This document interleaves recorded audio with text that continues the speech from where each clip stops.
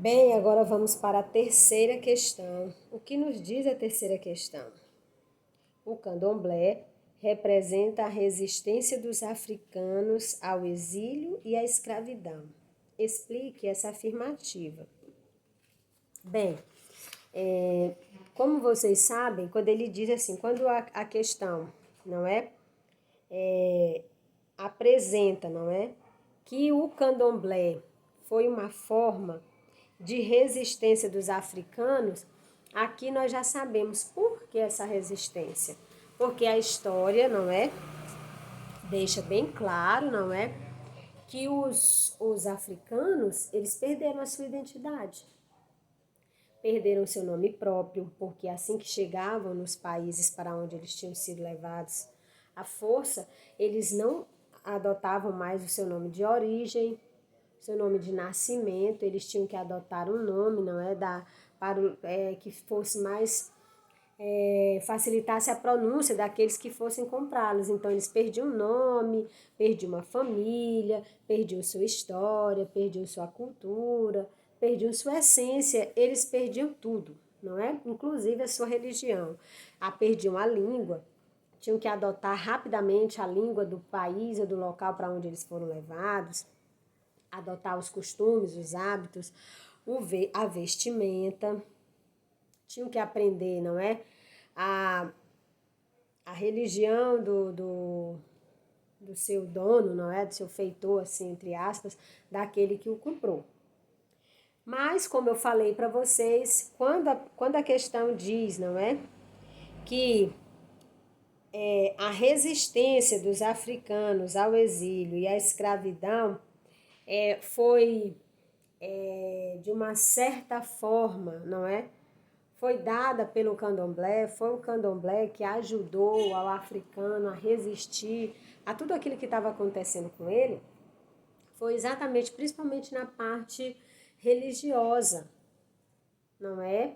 Em que eu já expliquei para vocês anteriormente que os africanos, para poder festejar os seus orixás, os deuses, não é? As suas entidades religiosas, eles deram para cada um deles o nome de um santo brasileiro. Então, quando eles estavam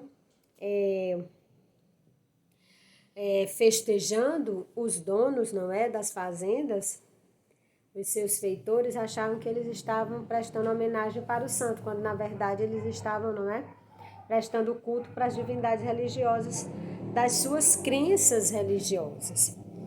Isso de uma forma religiosa, na forma cultural, eles mantinham acesa a cultura que eles trouxeram do país deles. A forma de dançar, o toque dos tambores.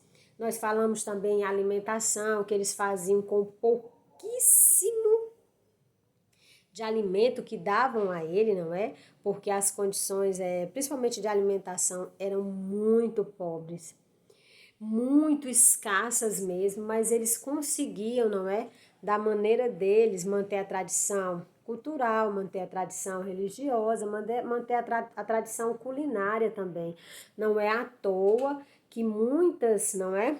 Muitas delícias que hoje você vai no restaurante e pede, você vai no supermercado e compra os ingredientes para fazer uma bela refeição. Se você for procurar a história daquela refeição, uma ou outra vai acabar tendo como origem a África. Mas na religiosidade, eles mantiveram a sua religiosidade acesa, não é? Mantiveram a sua religiosidade viva exatamente por conta disso. Porque em um dado momento eles perceberam, não é, que não seria possível prestar culto para suas entidades religiosas. Então eles pensaram, peraí, aqui eu não tenho direito a nada. Aqui eu durmo no chão, aqui eu como comida que nem para os animais eles não dispensam, aqui eu apanho com chicote, aqui eu não tenho direitos, então não posso manifestar minha religiosidade. Então espera aí, vamos dar um jeitinho. Você pode até dizer assim, professora, mas eles mentiram. Não, eles encontraram um meio de sobreviver àquela vida brutal a qual eles estavam expostas. Era uma realidade muito difícil. Imagine diante de toda aquela situação que, por mais que eu tente descrever, e por mais que os livros descrevam, os professores de história, os documentários, mas nada se compara à realidade. Nós falamos, eu falo com vocês hoje de algo que eu não vivi.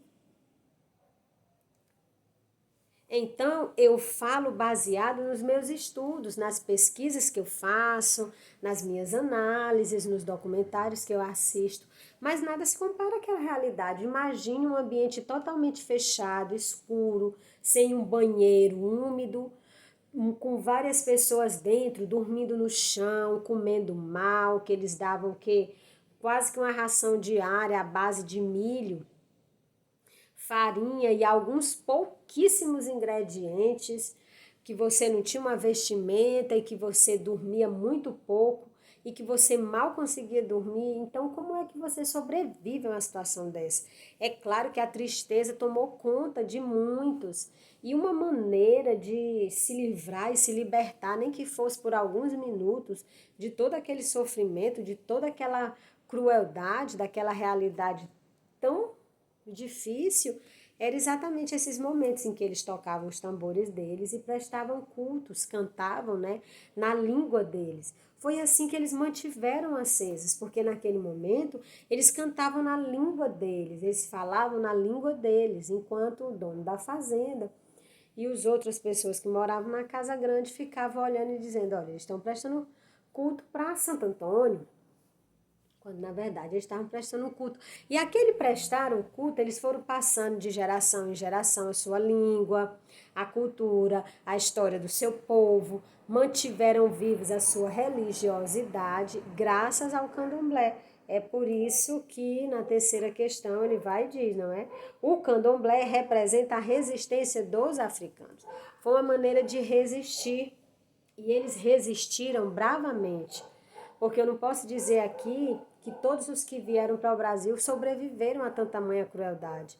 Então, o candomblé foi uma forma de resistência, uma forma de resistir, de dizer não para tudo aquilo que estava acontecendo.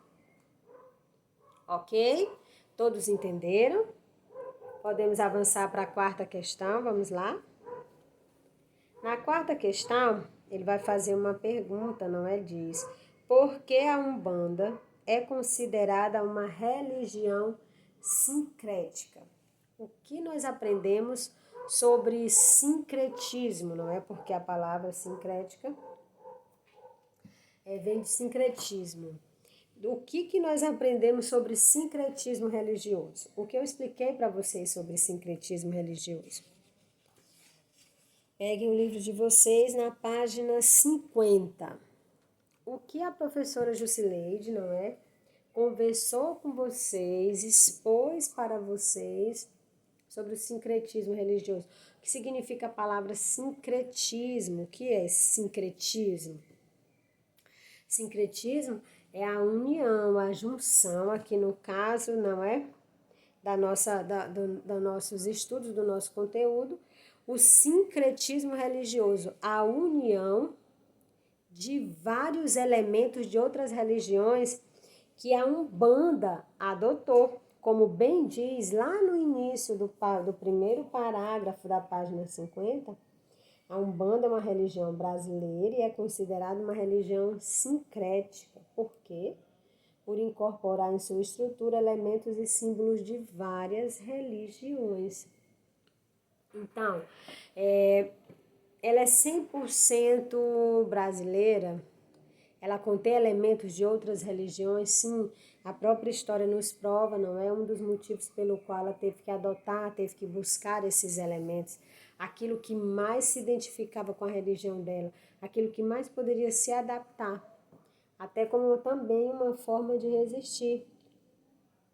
Mas olha só o que diz. Ela incorpora em sua estrutura elementos e símbolos de várias religiões, um pouco das ideias espíritas e um pouco do culto aos deuses africanos, além de adeptos das culturas indígenas e católicas.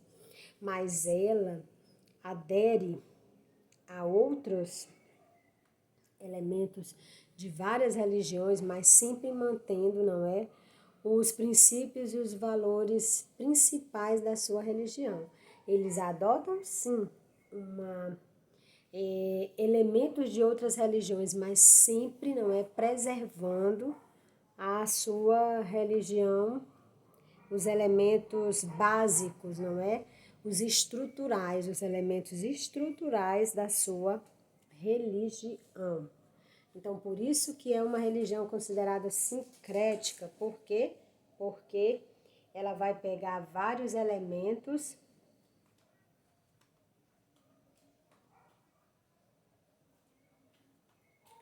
ela vai, não é? Agregar vários elementos de outras religiões.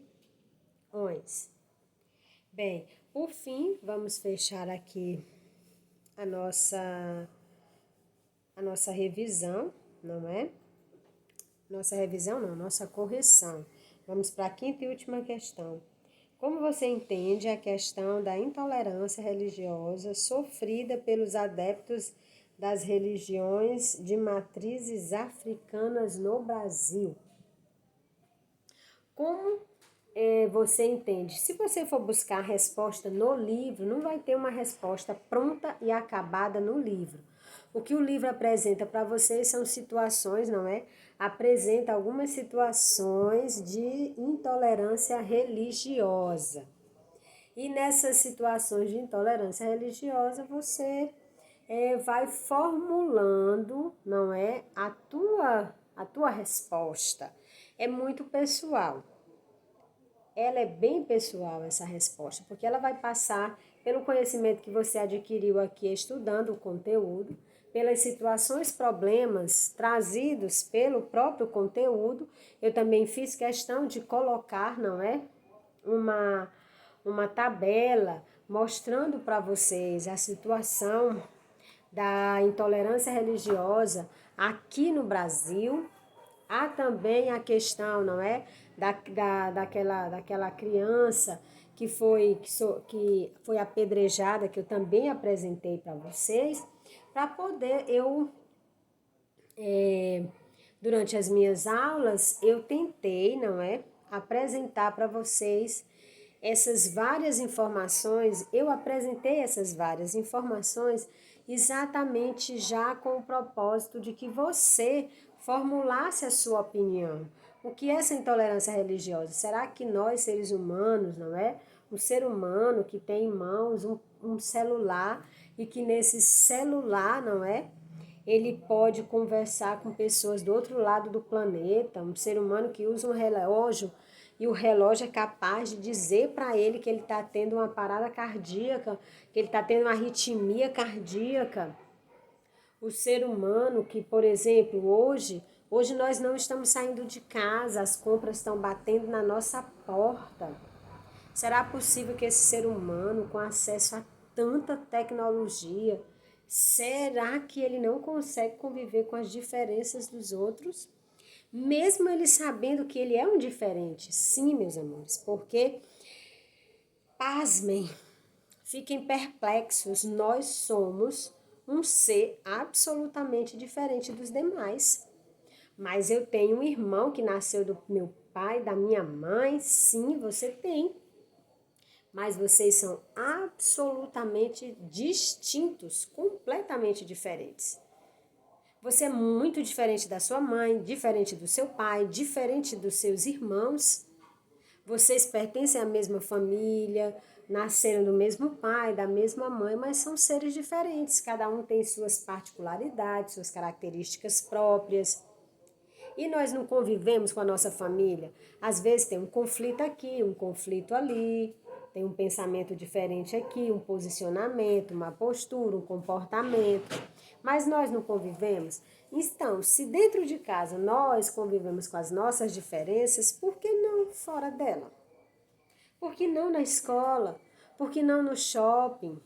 Será que sou eu? Será que realmente eu me sentiria bem, não é? Fazendo minhas orações ao dormir, sabendo que eu ofendi uma pessoa de outra religião? Será que Deus vai aceitar essa minha oração sem antes tocar no meu coração para que eu me sinta constrangido e envergonhado pelo que eu fiz? Será que o Deus no qual nós acreditamos prega que nós devemos ser inimigos uns dos outros, desrespeitar uns aos outros, não é? Querermos ser melhores que os demais, porque a nossa religião é a A e a religião deles é a B. Será que eu, Jusileide, tenho o direito de entrar em um local sagrado de qualquer que seja a outra religião, aqui no caso específico, nós estamos falando de religiões de matrizes africanas, porque é uma religião em que seus adeptos sofrem muito preconceito, por uma série de questões que eu também trouxe aqui para vocês, não é?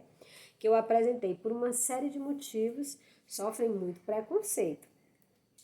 Então, será que eu tenho esse direito só porque eu sou católica? Só porque eu creio no Deus vivo? No Cristo que ressuscitou? Será que eu tenho esse direito? Será que o próprio Cristo, a quem eu amo e a quem eu sirvo, vai ficar feliz? O meu comportamento vai agradar a Deus? Certamente que não. Porque Deus não nos convida à desunião, Ele nos convida à união. Ele não nos convida a nós eliminarmos os nossos irmãos. Muito pelo contrário, Ele nos convida a dar a vida pelo amigo. Então, será que eu tenho esse direito de entrar, depredar, tocar fogo, fazer com que as pessoas corram risco de vida? Será que eu tenho o direito de uma criança saindo de um terreiro levar uma pedrada? Então, não é? Eu deixei bem. A última mesmo é uma conversa que você vai ter com você mesmo.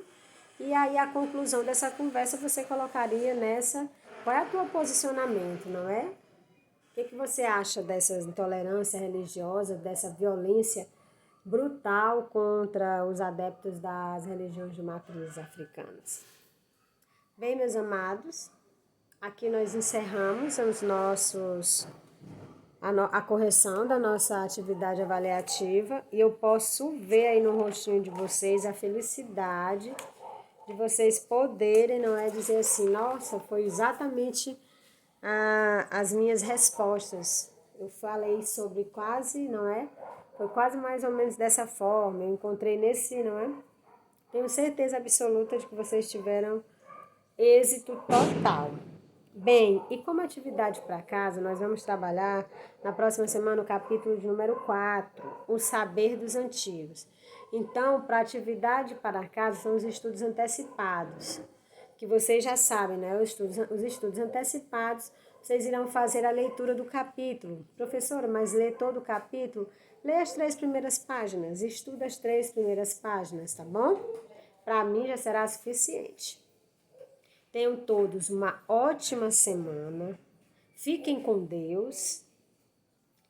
E levem Deus para os seus familiares. Leva Deus para a tua vida. Apresenta Deus à tua vida. Tenha uma ótima semana e até a próxima.